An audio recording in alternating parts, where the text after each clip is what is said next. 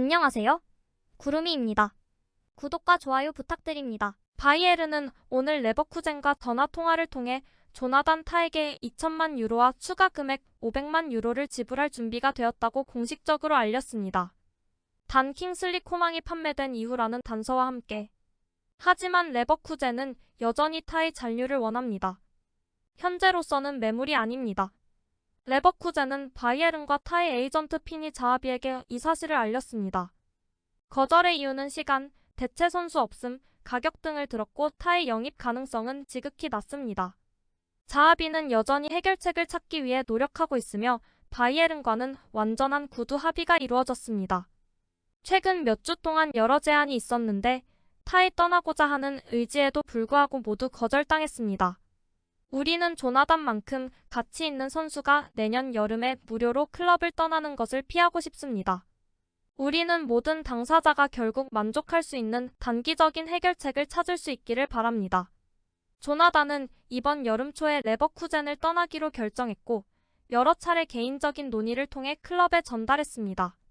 지난 시즌 역사적인 리그 타이틀을 포함하여 레버쿠젠에서 9년을 보낸 타는 이제 자신의 커리어에서 다음 단계로 나아가고 싶어 합니다. 레버쿠젠은 최소 3천만 유로의 제안이 들어올 경우에만 결정을 재고할 의향이 있습니다. 하지만 바이에른과 바르셀로나 모두 이 금액을 지불할 의향이 없습니다. FC 바르셀로나의 조나단 타 영입 금액은 바이에른보다 낮은 2천만 유로에 불과합니다. 키커에 따르면 바이엘 레버쿠젠은 이적 시장에서 조나단 타가 대체 불가능한 것으로 여겨져 클럽을 떠나는 것을 막았습니다. 심지어 3천만 유로 패키지로도 대체할 수 없습니다. 클럽은 더 이상 그를 대체할 시간이 없습니다. 상당히 더 높고 부도덕한 제안만이 그들의 입장을 바꿀 수 있다고 합니다. 하지만 바이에른은 확실히 그렇게 높은 제안을 하지 않을 것입니다. 킹슬리 코망은 아릴랄에 합류할지 아직 결정하지 않았습니다. 그러나 FC 바이에른은 조나단 타 영입을 진행하기 위해 몇 시간 안에 결정이 내려지기를 바라고 있습니다. 코망과 타에게는 시간이 얼마 남지 않았습니다. 아스널은 금요일 이적 마감일을 앞두고 킹슬리 코망을 영입하는 방안을 모색했습니다. 미켈 아르테타는 넓은 공격 지역에서 더 많은 경쟁자를 영입하고 싶어 합니다. 코망을 에미레이트로 데려오는 데 드는 비용은 성공적인 이적을 위해 중요할 것입니다. 하지만 사우디아라비아에서 제공되는 임금을 감안할 때 아스널이 코망에게 같은 수준의 급여를 지불할지에 대한 의문은 제기되고 있습니다. 알힐랄은 킹슬리 코망을 6천만 유로에 영입하기 위해 외국인 선수를 팔아야 합니다.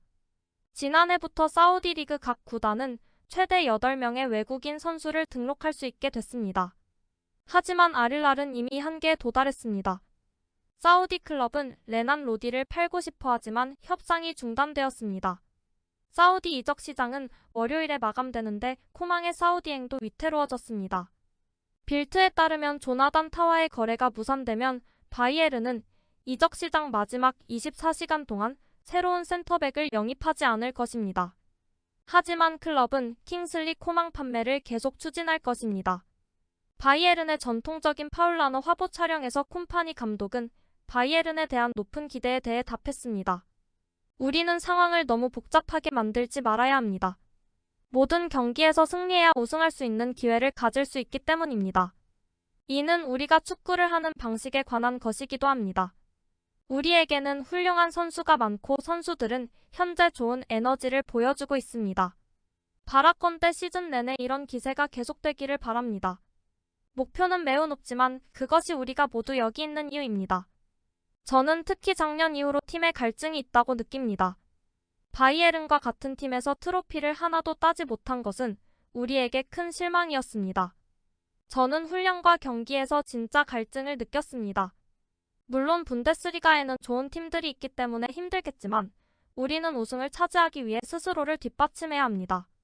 저는 제가 공을 가지고 있거나 가지고 있지 않을 때 플레이하는 방식이 정말 잘 맞는다고 생각합니다. 압박을 많이 가하고 위험한 지역에서 공을 다시 빼앗아 찬스를 잡을 수 있게 해줍니다. 저는 항상 기회가 오기만 하면 더 자주 기회를 잡을 수 있다고 생각하기 때문에 행복하다고 말하죠. 팀으로서도 우리 팀원들에게 잘 맞습니다. 물론 시간이 지나면 알 수 있겠지만 지금까지는 좋았습니다. 조슈아 키미히는 콤파니에 의한 포지션 변화에 대해 긍정적입니다. 저는 종종 미드필더든 라이트백이든 상관없이 불행하거나 행복하지 않다고 말하곤 했습니다. 경기장에 있는 한 행복합니다. 콤파니의 지도하에서 우리가 축구를 하는 방식은 조금 다릅니다. 우리는 더 높은 곳에서 압박하고 1대1로 압박하고자 합니다. 또한 볼에 대한 다른 원칙도 있습니다. 볼프스부르크와의 전반전을 떠올려보면 좋겠습니다. 후반전은 그렇게 좋지 않았습니다. 우리는 계속해서 노력할 것입니다. 키미히는 클럽 내 입지가 크게 향상되었지만 빌트에서는 바이에른에서의 계약 연장은 선수가 급여를 포기해야만 가능하다고 보도했습니다. 바이에른은 키미히의 연봉이 상당히 높다고 평가합니다. 키미히의 연봉은 1,500만 유로의 보너스로 500만 유로를 더한 것으로 추산됩니다. 키미히가 급여를 줄인다면 추가 계약을 방해하는 것은 거의 없다고 합니다. 오늘 모나코에서 열린 챔스 추첨에 따르면 바이에른 뮌헨은 파리 생제르맹, FC 바르셀로나, 벤피카 리스본, 샤흐타르 도네츠크, 디나모 자그레브, 페예노르트 로테르담, 슬로반 브라티슬라바, 에스턴 빌라를 상대로 경기를 펼칠 예정입니다. 바이에른은 홈 알리안츠 아레나에서 PSG, 벤피카, 디나모 자그레브, 브라티슬라바와 경기를 펼칠 예정입니다. 바르셀로나, 도네츠크, 로테르담, 아스톤 빌라와는 원정 경기를 펼칩니다. 첫 경기는 2024년 9월 17일부터 19일까지 열립니다. 예선은 2025년 1월 29일에 종료되며 결승전은 2025년 5월 31일 뮌헨의 알리안츠 아레나에서 열립니다. 새로운 방식의 챔스는 이전보다 4개의 팀이 늘어난 36개 팀이 참가합니다. 각 팀은 추첨을 통해 결정된 8개의 팀들을 상대로 총 8경기 동안 홈 4경기 원정 4경기를 치르게 되며 8경기 후 상위 8개 팀이 16강에 직행하게 됩니다. 9위에서 24위 팀은 플레이오프를 거쳐 남은 8장의 티켓을 얻어야 합니다. 하위 8개 팀은 이런 기회를 받지 못하고 바로 탈락하게 됩니다. 시즌 첫 분데스리가 경기에서 FC 바이에른의 수비는 설득력이 없었다는 평가를 받았습니다. 특히 중앙 수비 우파메카노와 김민재는 볼프스부르크전 승리 이후 비난을 받기도 했습니다. 하지만 바이에른은 김민재와 우파메카노에게 인내심을 갖고 비교적 차분하게 평가하고 있습니다. 우파메카노는 특히 뮌헨 경영진의 전폭적인 지원을 받고 있습니다. 키커에 따르면 우파메카노에겐 격려가 필요하고 바이에른에서는 자질에 대한 완전한 신뢰가 있습니다. 그리고 클럽위원회에게도 팀에서 가장 완벽한 중앙 수비수로 여겨지고 있습니다. 반면 김민재는 아직 완전히 적응 안 됐다고 평가하고 있습니다. 키커에 따르면 바이에른은 김민재에 대해 인내심을 갖고 있으며 적응이 아직 완전히 완료되지 않았다고 가정하고 있습니다. 나폴리와 비교해 바이에른 플레이 스타일이 크게 다르기 때문일 것으로 추정하고 있습니다.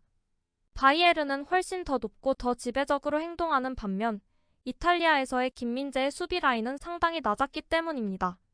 바이에른 수비 영입 후보에는 훈멜스 또한 복귀 가능성이 나오고 있습니다. 전 바이에른 스타 마츠 훈멜스는 도르트문트와의 계약이 종료된 후 클럽을 찾고 있습니다. 소문이 떠돌고 있지만 현재 레알 소시에다드로의 이적은 실패했다고 합니다. 35세의 훈멜스는 이적료가 무료이며 도르트문트에서도 백업 역할을 받아들였습니다.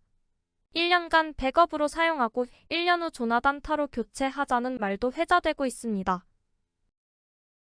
구독과 좋아요는 제작하는 데 큰 힘이 됩니다. 감사합니다. 다음에 또 보아요.